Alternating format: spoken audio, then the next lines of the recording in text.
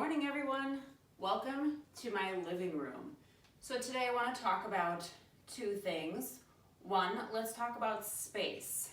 And two, we're going to talk about tidiness. You might be wondering, what do those two things have to do with personal training? All right, let's talk about this real quick. Because we're going to be doing in-home personal training, you might be thinking, I don't know if I have enough space to do this. All right, this is part of the reason people will come to the gym, because they just feel like their home isn't big enough to be able to do a workout in. Well, I am here to show you that even with a small space, we can get a good workout in. We're not going to do a workout today, but I will just explain to you how we can possibly make that happen. So a big part of what I do with my clients is body weight exercises and exercises using minimal equipment. So thinking light dumbbells, resistance bands, stability ball. We don't really need a ton of space for these activities. So my living room here, we're looking at a space that's, maybe 6 by 8 here, okay? So do I have enough space to do a workout in? So I'm standing here and I'm gonna kind of stretch out a little bit. All right, I'm not immediately coming into contact with anything. I can spin in a circle and not hit anything, so I know I'm good in that direction. I want to think about lunges here, okay, because we're kind of going from this center point and we're moving in multiple directions to see if we have enough space. So do I have enough space to lunge that way? I do. Do I have enough space to lunge this way? I do. That one's cutting it a little close, so another option would be to turn your body. Additionally, do I have enough space to lunge forward? And do I have enough space to lunge backward? I do on all accounts. Let's talk about down on the floor. So if we get down on our hands and knees in this quadruped position, right? 1, 2, 3, 4, quadruped. Can I extend my arm out in front of me fully without hitting anything? Yep, I can do both. And how about my legs? Can I extend my legs out fully without hitting anything? Yes, I can.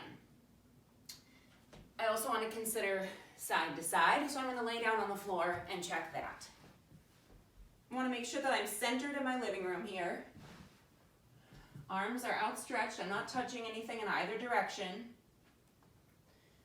I'm going to drop my knees to the side and extend one leg.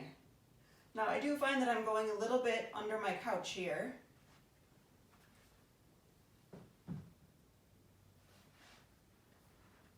And on the other side, I was going a little bit under the ottoman. That's okay. You can always turn your body again and go the other direction.